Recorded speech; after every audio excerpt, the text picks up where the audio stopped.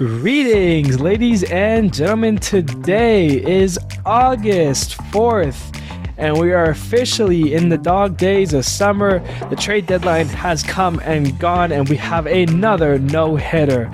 Let's do it.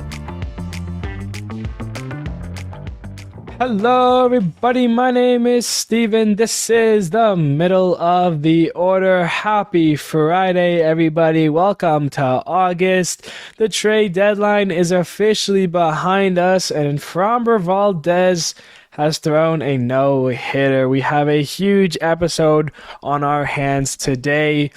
Imagine if I threw in the player of the month stuff. That's not going to happen today. Will most likely happen on our Monday episode for the July player of the month. But today we have a lot to go over, and we're doing things a little bit differently today. We're going to start with the trade deadline recap. We're going to go over all the trades that were made on Tuesday, and then we'll hit up our series recap, and things will flow as usual. So, that's how we're going to format things today. It's going to be a longer episode, so dive on in, buckle up, grab a snack, and let's get ready to talk some baseball. So let's get things going with the trade deadline recap here. I have a list of all the trades that happened from when we last left off. I'll give a quick explanation, blah, blah, blah, blah. And we'll talk about some of the bigger ones at the end here. We'll go things chronologically, or to the best of my ability. I was on my phone a lot on Tuesday to try and catch all the moves that went down. The first one was kind of big at the time. Diamondbacks getting Paul Sewald from the Mariners in exchange for Josh Rojar, Dominic Canzone, and Ryan Bliss, club prospects there. And at first we thought this was really good for the Diamondbacks because, they've had an okay bullpen. They've been doing really well, not so much as of late. But to get a Paul Sewald, a closer who's been very good for Seattle in the past, we thought was very, very good for them. But then we found out later on in the day, they traded away Andrew Chafin to the Brewers in exchange for a prospect, Peter Stedslak. Sorry if I butchered that name.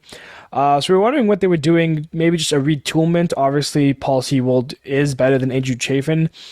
And while Andrew Chafin hasn't had a terrific year, he definitely had, he's a guy out there, he's a veteran arm, has done it before for many different teams. So it was just surprising to see the Diamondbacks kind of, add and then subtract. They were doing more of a retooling, which we thought teams like Miami, the Cubs were going to do. But the Diamondbacks, with the team that they had, the season they've been having with their young players and all, we were expecting them to fully add. So to see them lose Chafin, send them away, was a bit of surprise. The Brewers also went out. They got Mark Canha for a couple of pitching prospects that went to the Mets. We know the Mets were selling hard, and they sold hard. The Brewers get a veteran guy, Mark Canha. The Brewers made a couple of good moves, actually. So, like we said, Andrew Chafin, Mark Canha. We know they added Carlos Santana. So, guys who are veterans who can help them out. Obviously, they're battling right now for the division with the Reds. So, good for the Brewers there. The Cubs, they have been on an absolute tear as of late. And all of a sudden, in the second half, they've been the best team. But for sure, they're 14-6 in the second half. And they are climbing the ranks into the NL Central race. Only 2 games back of the wild card now. They're very close to Division 2. So, the Cubs got hot at the right time. They kept Stroman. They kept Bellinger. And they went out and got Yaimer Candelario from the Nationals for 2 prospects there. So, good for the Cubs. The Giants got A.J. Pollock from Seattle, who it looks like were sellers. They lost Sewald. They lost Pollock. I think there was another guy or 2 that they also shipped out. AJ Pollock for a player to be named later, so we're not sure who the Mariners are going to get. But the Giants get a power bat for their outfield. The Diamondbacks went out. They went to go get Jace Peterson for a pitching prospect from Oakland. Obviously, Oakland not good, so anything they could have sold, they did. They didn't trade away Brent Rooker, Zach Geloff, so guys like that they decided to hold on to. The Braves sent away Alec Barger to the Rockies in exchange for Brad Hand, a little lefty veteran reliever to help out the late innings there. The Padres, they went out, made a couple moves. They got Rich Hill and G-Man Choi from the Pirates in exchange for a pitching prospect there. So good for the Padres there. Do a little retooling. they're not technically out of it yet. Unlike the Mets kind of gave up. The Padres, they kind of were like, well, let's see what we can do here. So, I mean, don't count the Padres just yet. Their team is good despite them not playing good for 4 months of the season. The Blue Jays, they went out for the Cardinals again. They talked to them about Joan Hicks. They got Giannis Cabrera. Now they got Paul DeJong from the Cardinals in exchange for Matt Swanson. DeJong, a shortstop, was really good, late half of the decade in like the 2018 years. Has cooled off since, had a rough year a couple years ago, but he's been okay. Defensively, he's very strong, but the hitting numbers have slipped away from him. Definitely has some power in that bat, so good to the Jays there. Interesting to see what they'll do with Bo Bichette when he's back. But for now, DeJong will be the shortstop there. Now, this was the big one. The Astros went out to talk to the Mets, and they got Justin Verlander back in their rotation. For a couple of elite prospects, Drew Gilbert and Ryan Clifford. Both are expected to be good players in the future. But Verlander, a future Hall of Famer.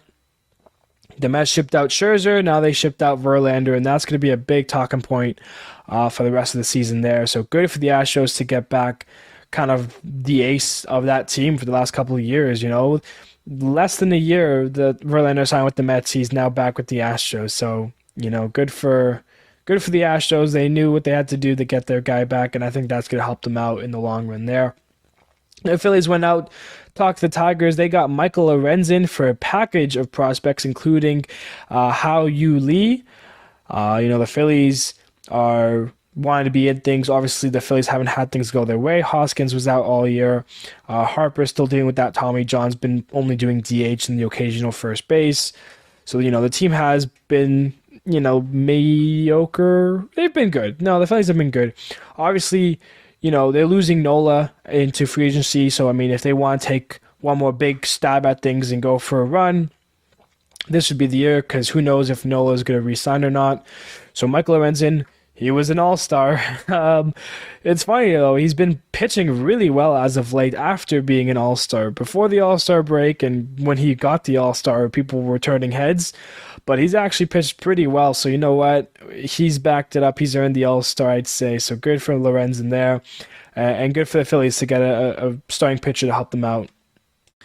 The Marlins went out to talk to the White Sox and acquired Jake Burger for a pitching prospect named Jake Eder. Burger's had a nice year. He's hit a lot of home runs for the White Sox, been one of the White Sox upsides to the year, and now he is a Miami Marlin, and it was good because the Marlins actually offered $5 burgers because of the trade on the day he debuted, so that was a good touch for the Marlins, good promotion deal there. The Rangers got out to the Pirates, got Austin Hedges in exchange for some international bonus money.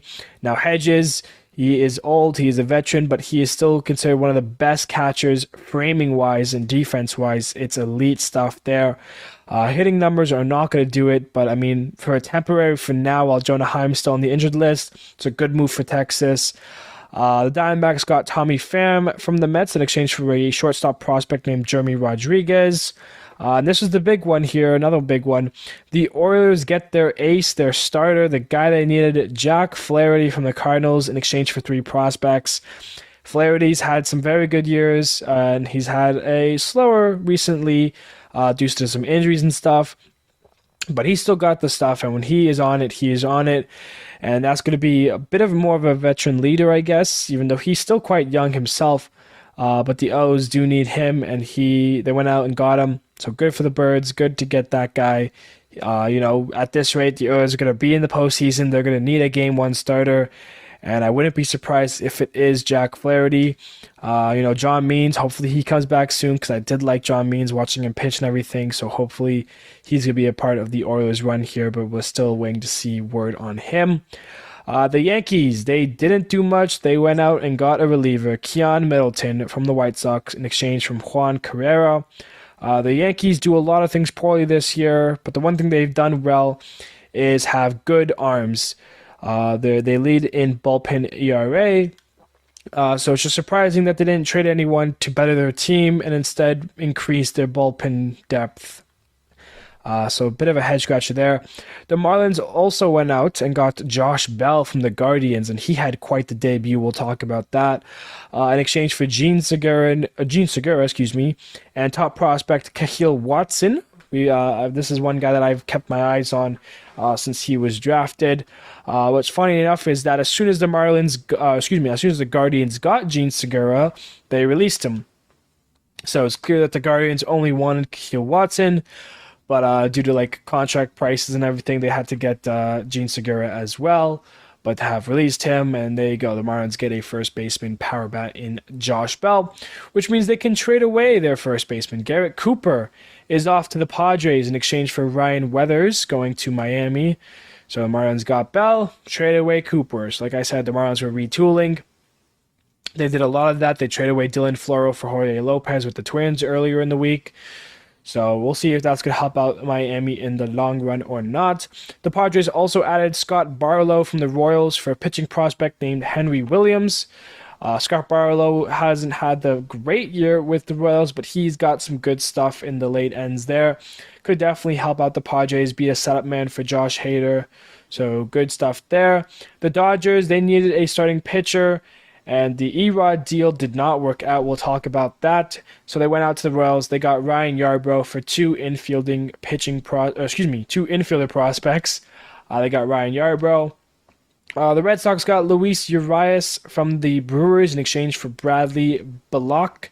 And the last move here, the Angels got Dominic Leone from the Mets in exchange for Jeremiah Jackson.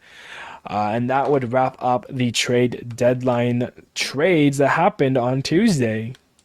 So yeah, the Dodgers were in place to make a trade for Eduardo Rodriguez from the Tigers.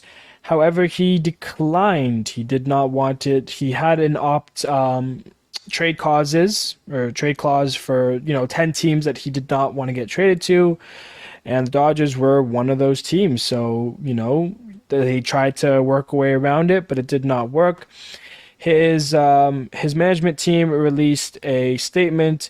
At the end of the day, baseball players are humans as well, and those players have wives and their kids, and it suffers some instability when, a player is traded midway of the season, right? Erod said he didn't take that lightly. He's enjoyed his life in Detroit. He's liked it for his family, and they adjusted well. They liked the area. They wanted to stay. And while they talked to the Dodgers and tried to make something work, the LA area wasn't something he was looking for, and he decided to stay put. It's an understandable thing. Obviously, if you're a Dodger fan, it's a little upsetting to hear that. But at the end of the day, Erod needs to do what's best for his family, and he did just that. So, props to him. Good for him to kind of stay with his gut here. And stay with the Tigers. We'll see what he does. He does have an player option for next year, so he could be with the Tigers next year, or he could try free agency. So we'd have to see how that goes about there. But it was interesting to note that there was a trade in place for him. However, he declined it, and that would do it for that. So now the biggest winner/loser of the deadline would have been the Mets. It's crazy to think that at the start of the season, they were in place with Justin Verlander and Max Scherzer, a combined 6 Cy Youngs, both future Hall of Famers, and now both are on different teams. And for those two, it's interesting because, you've gone from teammates to one on the Astros, one on the Rangers, division rivals fighting for the AL West. They have gone from the best to need to now hate each other, which I think is great. These guys are very similar. Great fastballs, great stuff, lots of strikeouts. The Cy Young numbers we've talked about, both have won World Series and are MLB champions. It's just crazy to think how similar these guys have been while being so different in the past. And now, they got the chance to be on each other's teams for half a season, and now there are back into rivals, which I think is just funny. They've gone to teammates before even as well. Remember with the Tigers, when they both started their careers, they were both Detroit Tigers at the time. Scherzer went to the Nationals, Verlander went to the Astros. They ended up being teammates on the Mets, and now they're back to Astros and Rangers. So, Crazy to think that the Mets were one of 2 teams to receive 8 prospects in all of the deals they made, highlighted by Acuna's brother, as well as Drew Gilbert and Ryan Clifford, the guys they got for the Verlander deal. And, the Cardinals got 8 prospects, the White Sox got 7. So, I mean, those are the 3 sellers, the hard sellers who made a lot of moves to get some prospects to help out their organization in the future.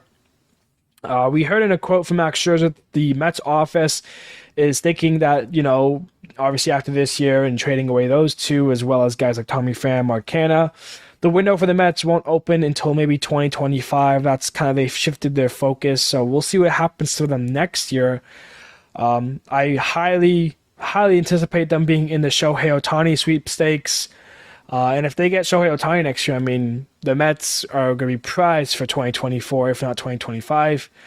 But yeah, it was interesting to see both those guys get moved and dealt. And it's tough for Mets fans all throughout. But not only that, too, I mean, they are spending some money to get rid of those guys. The Justin Verlander deal, the Mets are including $54 million in the deal, which means the Mets are covering $54 million of Verlander's salary.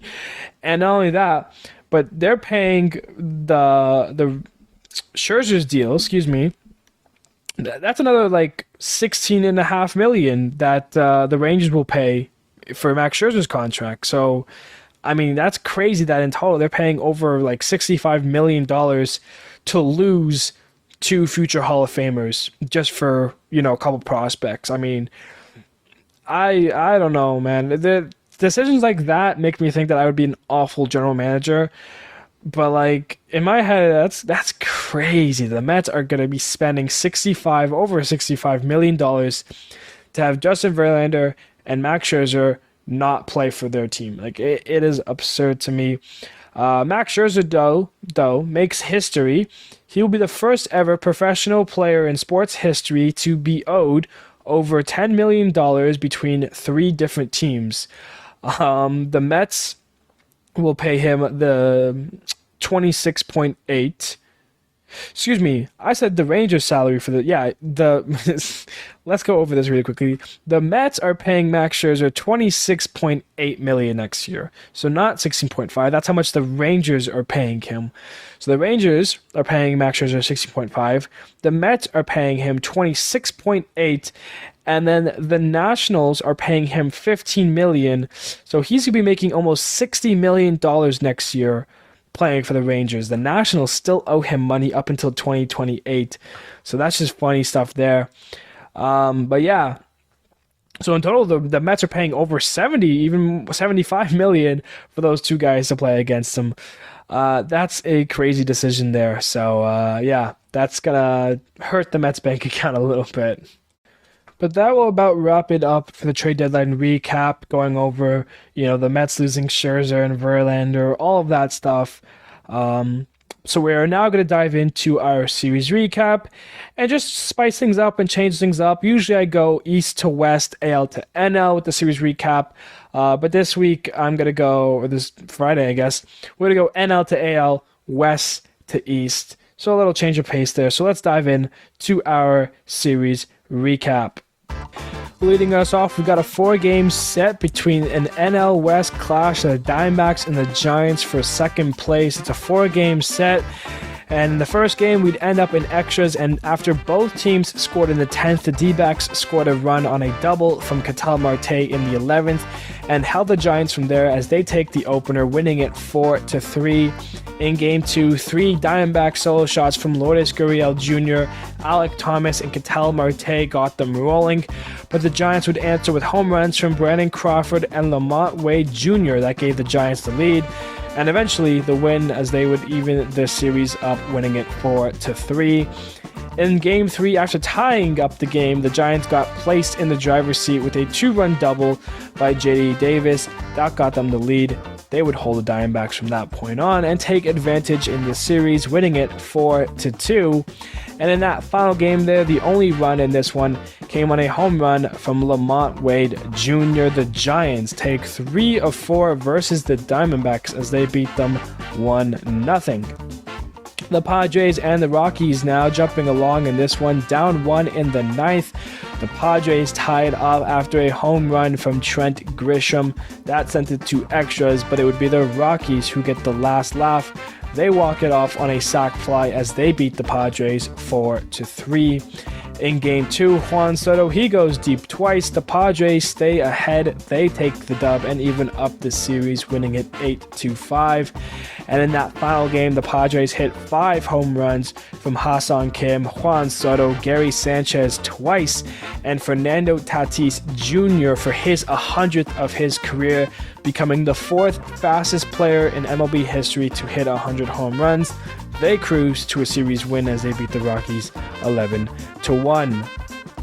The A's now in LA taking on the Dodgers, and Lance Lynn makes his Dodger debut and has a nice start as the return of KK Hernandez. He's back in Dodger blue. He delivers a big hit, a bases clearing double. Mookie Betts homers in the game. The A's try to mount a comeback with 3 home runs, but it does not help them as the Dodgers take this first game, winning it 7-3. In Game 2, the Dodgers hit 4 home runs from Mookie Betts, newly acquired Ahmed Rosario, Miguel Rojas, who hit his first home run of the year, and Jason Hayward as the Dodgers take that one, winning it 10-1. And in that final game, a home run from Freddie Freeman. The Dodgers had everything firing this week versus Oakland. And we know it's Oakland, but I mean, everyone was doing great, especially the new guys contributing. They get the sweep versus Oakland as they beat them 8-2. The Reds and the Cubs, a battle. This one got interesting. A 4-game set here, and the Cubs are playing a great brand of baseball in the second half. And in this first game, all but 1 run was scored in the first 3 innings. The Reds score 3 runs in both the second and third innings for a total of 6 runs. They hold the Cubs down to the wire. They take the first of 4, winning it 6-5. In Game 2, the Cubs, they didn't take losing that first game lightly. They woke up ready to destroy the Reds, and destroyed they did. Dansby Swanson twice, Cody Bellinger, Mike Tauchman, Nico Horner, Patrick Wisdom, Miguel Amaya, 7 total home runs, 20 total runs. The Cubs win it 20-9. In the third game, Joey Votto, he hits 2 home runs. Spencer Steer goes deep. TJ Friedl goes deep. That's a total of 4 Reds home runs. But the Cubs, they got 5. Christopher Morel, Dansby Swanson, Ian Happ twice, and Seiya Suzuki. The Cubs, another high-scoring masterpiece as they win it 16-6. And in that final game, the first pitch of the game, that leaves the yard. Ellie De La Cruz makes it 1-0 quickly before everyone found their seats.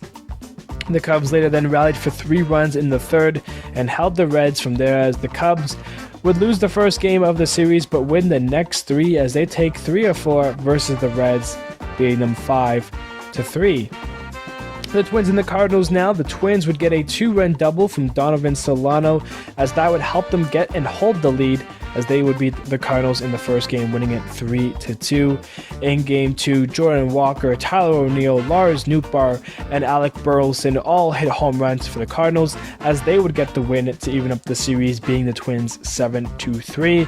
And in the rubber match now, Game 3, it would fall the Twins' way as they score 4 runs in the second inning with home runs from Ryan Jeffers and Michael A. Taylor. And that was backed by a nice start from Sonny Gray that keeps the Cardinals down. The Twins get the series win as they beat them 5-3. Now, a quick 2-game set between the Tigers and the Pirates here. Liover Peguero hits a 2-run shot that would help lift the Pirates' spirit after trading away all those players. They would get the win over the Tigers and beat them 4-1. And then Eduardo Rodriguez, who declined his trade to the Dodgers, made a nice start for the Tigers as they were able to win with the help of some home runs from Riley Green and Jake Rogers, as the Tigers and Pirates split the 2-game series 1 apiece, winning it 6-3. Now we've got the Brewers and the Nationals. Game 1, Joey Meneses, a big factor in the game. He got the scoring start with his 8th home run of the year. And then later in the game, had a 2-run single that would put the Nationals back in front as they were able to hold on and take the opener, winning it 5-3. In Game 2, the Brewers scored 4 runs in the 4th, and with Freddie Peralta dealing as he struck out 7 batters, that leads the Brew Crew to a win as they even up the series, winning it 6-4. And now for the rematch, down 1, entering in the 9th inning with the bases loaded. Alex Call puts the ball into play to third baseman, but the ball is thrown away when he tried throwing home to the catcher, allowing 2 runs to score for the Nationals to walk it off on a throwing error as they take the game and beat the Brewers in the series 3-2. Phillies and Marlins, another 4-game set between division rivals here, and it starts with a 2-run home run from Jorge Soler, and after the Soler home run in the first, the Marlins bats grew quiet as the Phillies were getting louder. They scored 4 runs and were able to beat the Marlins, winning it 4-2. In Game 2, Alcantara with back-to-back great starts as he finds his form and shuts down the Phillies for 8 innings. But when the Marlins changed pitchers, the Phillies jumped on him 3 runs in the 9th to take the lead, including the go-ahead 2-run home run from Nick Castellanos. The Phillies get another one, taking it 3-1. That third game, what a game that was, and what a debut for Josh Bell as he got the Marlins scoring start with a home run when they were down 5. Jazz Chisholm followed him by going back-to-back in the 6th inning. And later on, the Marlins were able to come back down a run in the 9th before Jorge Soler crushed the game-tying home run to send it to extras, where both teams scored in the 10th and 11th. And the Phillies were able to be matched by the Marlins. That brought us to the 12th inning, where the Marlins walked it off on a bloop hit from Jesus Sanchez. The Marlins win a wild one. Josh Bell matches his career high with 4 hits in a game, and he's the first Marlin to have 4 hits in a debut. The 5th Marlin to do so. And there you go. So good for Josh Bell. Miami wins it 9-8. And in that final game, Michael Lorenzen makes his Phillies debut, and what a gem it was. 8 innings. And with that home run from JT Realmuto, the Phillies are able to beat the Marlins and take 3 of 4 versus them in the series as they win it 4-2. The LA Hopefuls and the Angels taking on the best team in the Braves, and in the first game, 2 Angel home runs got them started. Luis Rengifo and Randall Grichuk go deep, and for Grichuk, that's a home run in his first game with the Angels, and they're able to hold on and beat the Braves, taking them in the opener 4-1. In Game 2, Spencer Strider pitching breaks his own record of the fastest to 200 strikeouts in a season. He did it even faster this year than he did last year. Michael Harris II hit 2 home runs in the game. Orlando Arcia also goes deep. The Braves even up the series, winning it 5-1. And in that final game, Lucas Giolito's second start as an Angel wasn't much better than his first, as Acuna, Riley, and Olsen all hit homers in the game. The Braves win it and take the series versus the Halos, beating them 12-5. The White Sox and the Rangers now Game 1. 2 Rangers solo shots from Mitch Garver and Adolis Garcia are all the Rangers need, as Andrew Heaney and the Rangers pen blanks the White Sox as they win it 2-0. In Game 2, welcome back Corey Seager back from injury, and he homers in his first at-bat back with the Rangers. Josh Jung and Marcus Semien joins him later on in hitting home runs. This game was all Rangers as Dane Dunning punched out his career-high 11 batters in the game. The Rangers beat the White Sox once more 11-1. And in that final game, Max Scherzer makes his Texas Rangers debut, and while the first inning was a bit rocky, he settled in nicely and gave a good outing. Mitch Garver and Marcus Semien hit the home runs that helped the Rangers get a come-from-behind win. They sweep the White Sox, beating them 5-3. Guardians and Astros now. Noah Syndergaard was having a nice debut with the Guardians up until he had to leave the game with a trainer. Not sure about him yet. Yordan Alvarez then hit a 3-run home run to turn this game to its side. JP France has continued to look nice in his rookie season. Another good start from him helps the Astros beat the Guardians, winning it 7-3. The day of the trade deadline, the day Verlander rejoins the Astros, Framber Valdez, what a game. He throws a no-hitter, a Maddox no-hitter, did it in less than 100 pitches. He becomes the first left-handed pitcher in the Astros history to throw a no-hitter. The Astros win that game 2-0.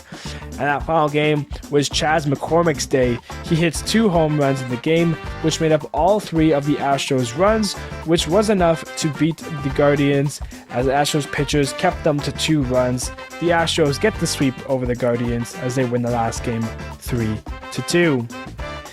Red Sox and the Mariners now 2 teams in 4th place in their division.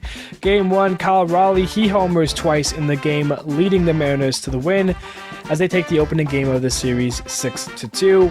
Game 2, Alex Verdugo and Reese McGuire homer in the game for the Red Sox to provide the runs they would need to even up the series as they beat the Mariners 6-4.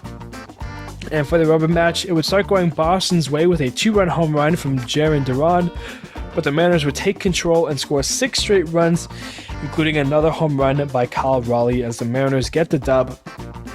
They take the series, beating them 6-3. The Mets and the Royals now jumping along in this one. We'd be tied and head to extras.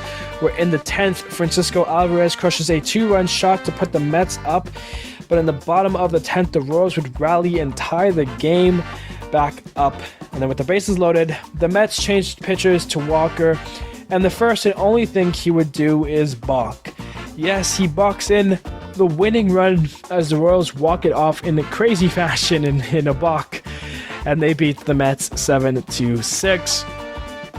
Royals pitchers, 3 of them, that blanks the Mets in the second game, while the Royals score runs, including a home run from Drew Waters. The Royals would go on again to beat the Mets 4-0. And for that final game, Brady Singer, he pitches a gem versus the Mets. Bobby Witt Jr. and Drew Waters homer for the Royals. And the Royals, yes, the Royals get another sweep, as the last 2 series were both sweeps, the only ones they have so far this series in the season. And the Royals are the hottest team in baseball right now. They're on a 6-game winning streak as they beat the Mets and sweep them, bringing it 9-2. Now we've got some AL East battles, the Rays and the Yankees. And that first game, 4 home runs from the Rays, Brandon Lau, Wander Franco, Isaac Paredes, and Josh Lowe. As Tyler Glass now holds the Yankees at bay, the Rays take the opener, winning it 5-1. Game 2, it's Yandy Diaz and Randy Arozarena, who both homer off of Rodon in the third. The Rays had a 5-0 lead for most of the game until the Yankees scored some runs in the 9th, but it was too little, too late. The Rays take another one, winning it 5-2. And that final game, the Yankees ride a 5-run third inning with 2 home runs from Anthony Volpe and Giancarlo Stanton. The Yankees are able to win 1 and avoid the sweep as they take it 7-2. And lastly here we have a bird battle, the Oilers and the Blue Jays. And Ryan Mountcastle is a Jays killer, and you will hear that name a lot as we recap this 4-game set. And he starts with a 2 RBI double to get it started. Gunnar Henderson homers. The Jays had a tough first day as Bo Bichette leaves the game after hurting his knee running the bases. The game did get interesting late as the Jays tried to mount a comeback, but an outstanding catch by Austin Hayes saves it for the O's, who win the first game 4-2. Game 2, Hyun-Jin Ryu is back and making his season debut after fully recovering from Tommy John, but it wasn't a great start for him, and after falling down by 3 runs, the Blue Jays were able to tie up the game after 2 home runs from Danny Jansen and Brandon Belt, but that tie did not last long as Gunnar Henderson hits another home run to get the lead back. And from there, the Orioles kept the pressure on. An RBI double from Mountcastle, a grand slam from Anthony Santander. The O's took this game out of control as they win it 13-3. Game 3, George Springer gets his first hit in 35 at-bats, snapping an 0 for 35 streak. And that scored the first run of the game. The Jays later got runs on 2 bases loaded hit by pitch. And how did they get the bases loaded? Walk, walk, walk. And then an error added another run as the Jays get gifted a win by the Orioles as they take it 4-1. And for that final game, Jack Flaherty makes his Oilers debut, and he does a great job as he keeps the Blue Jays quiet. The O's little by little put up runs, and the Jays were not able to answer back as they take 3 of 4 in Canada, beating the Blue Jays 6-1. Well, we've already run pretty long here, so let's skip the game of the week today, even though it would have been the Miami Marlins and Philadelphia Phillies game from Wednesday. And let's already dive into some baseball news, and I want to talk about the Blue Jays and their struggle against their division. The Blue Jays, against any other team that is not the Yankees, Red Sox, Rays, or Baltimore, are 52-28, a very great record. Their current record is 10 games above 500. They're at 60-50. And against AL East teams, which includes the Baltimore Orioles, the Tampa Bay Rays, the Boston Red Sox, and the New York Yankees, they're 8-22. Very poor by the Blue Jays half. They're 3-4 against the Yankees and the Red Sox. They're 2-7 against Baltimore. And they're 0-7 against the Red Sox. Did I say they were 3-4 against the Red Sox? They're 3-4 against the Rays and the Yankees, and they're 0-7 against the Red Sox. That needs to change, and they have to start right now, as this weekend they're in Boston taking on the Red Sox. They have to win one of those games. If they come back on Monday, if they finish that series Monday 0-10 versus Boston, things will not look good because Blue Jays would then fall to 4th place, as this is a big series for them to kind of, get away from Boston. And it's very important that they win this series. But I just, I saw that and I have to talk about it because to me, that was pretty crazy. So Blue Jays, get together against your division, man. Not good. Now, I just dive in a little bit more to the Framber Valdez no-hitter. We mentioned it was a Greg Maddux, which is a fewer than 100 pitches. He threw 93 pitches. He's the first Astros lefty to ever throw a no-hitter. It's the 5th time the Astros have thrown no-hitters since 2019, which is definitely leads MLB because they're rare as they come, but for the Astros to have 5 in the last couple of years, it's very impressive. What's more impressive, though, is Martin Maldonado. He was the catcher behind Framber Valdez's no-no. And with that, it's the 3rd time ever he's caught a no-hitter. And that ties him 3rd all-time. The 2 catchers ahead of him have 4. So if Martin Maldonado can catch one more no-hitter before he retires, he will be tied for 1st. And if he can catch 2 more, he would be the best catcher to throw a no-hitter to with 5. But yeah, congrats to Framber. Good for Martin Maldonado. Overall, just good stuff there for the Astros to get back Verlander and then do that the same day. It was pretty good for them. A couple of injuries now to look at. Brendan Donovan from the Cardinals, his season is done. He's going to need surgery on his right arm and will miss the remainder of the season. The Blue Jays lose Bo Bichette. He's on the 10-day IL with right knee patellar tendonitis. So, Blue Jays hoping to get him back soon. Stroman's on the 15-day IL from the Cubs. Right hip inflammation there. Shane McClanahan back on the IL for the Rays with some left forearm tightness. Anthony Rizzo, he's going on the IL from a concussion going back to late May with the crash with Tatis. On May 28th, he had an incident with Tatis. They bumped into each other. And just now as he's showing the concussion signs, which is very interesting to me. But he finds his way on the IL. And the last one here is the most upsetting. Liam Hendriks, after doing all that he could to battle cancer, he's been on the IL recently. It has now been announced that he is going to need Tommy John. He's going to miss the remainder of this year and most of next year as well. It's really upsetting to hear. Liam Hendriks has been one of the best over the last few years, and now, dealing with cancer, and now Tommy John, it really sucks for him. So wishing him all the best. for him and for his family. You hate to see it. So yeah, those are some injuries that have happened recently. And now for what is the biggest baseball news, I would say, Domingo Germán. He has agreed to voluntarily submit himself for treatment for alcohol abuse. He's been placed on the restricted list by the Yankees. His season is over. He will not return. It was a couple of things that have been, brought to baseball news' attention there.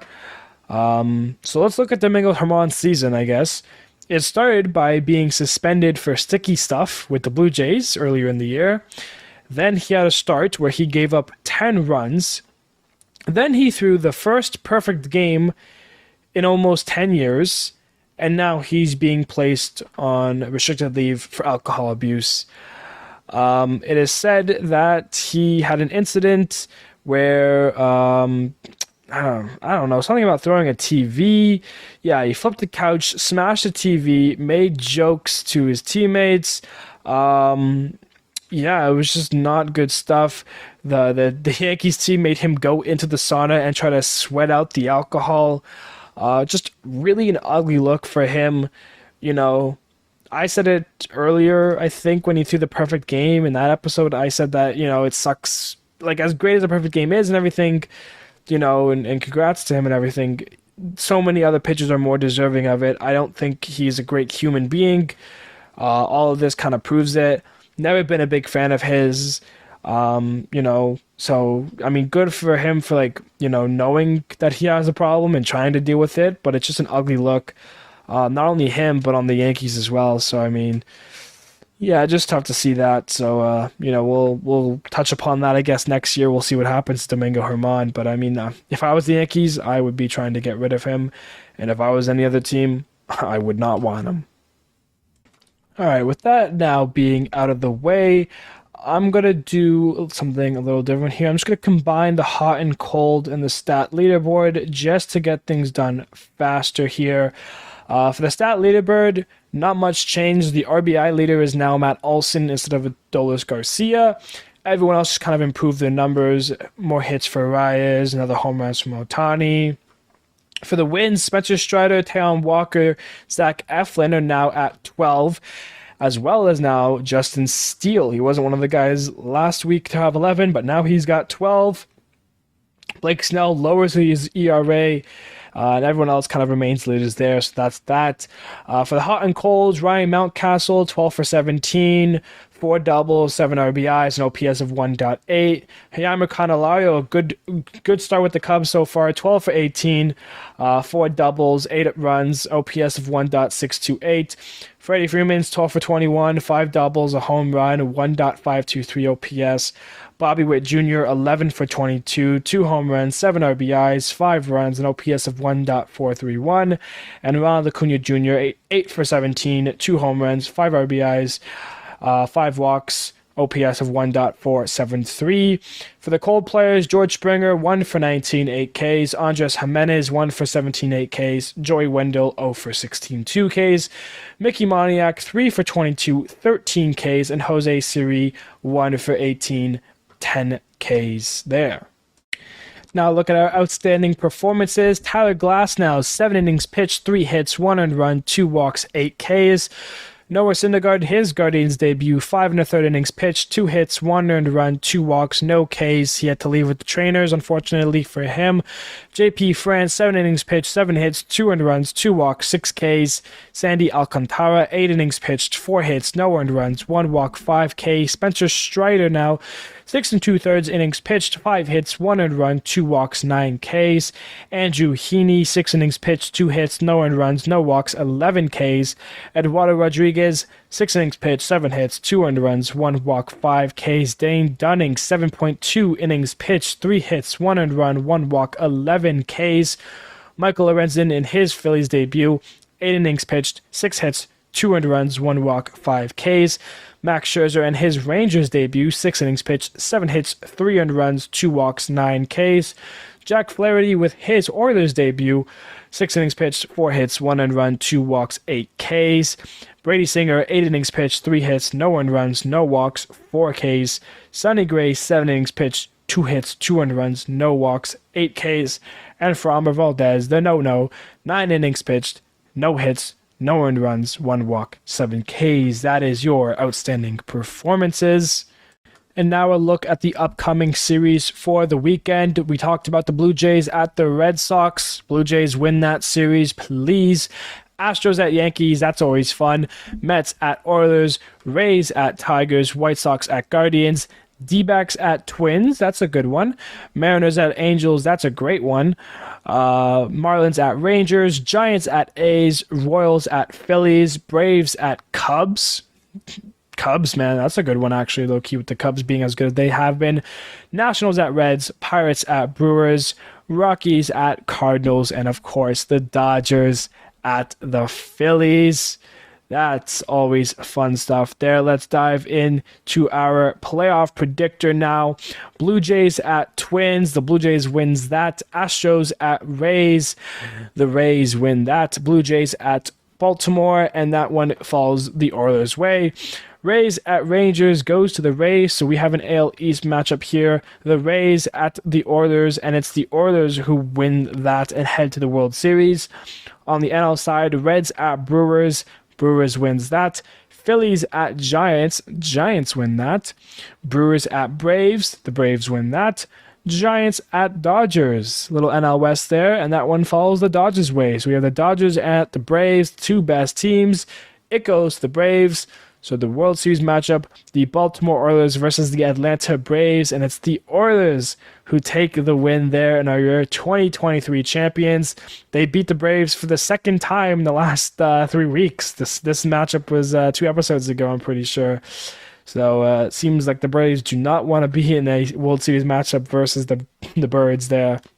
But that was going to do it for us today. A long episode. I think this will be the longest episode of the history of the show in my 4 months of doing it. Episode 40 next week. I'm excited. We're getting close to the season. We're in the dog days of summer, and we're going to start looking at those standings a little bit more closely and getting some more matchups here. Thank you, everybody, so much, and I will see you guys Monday.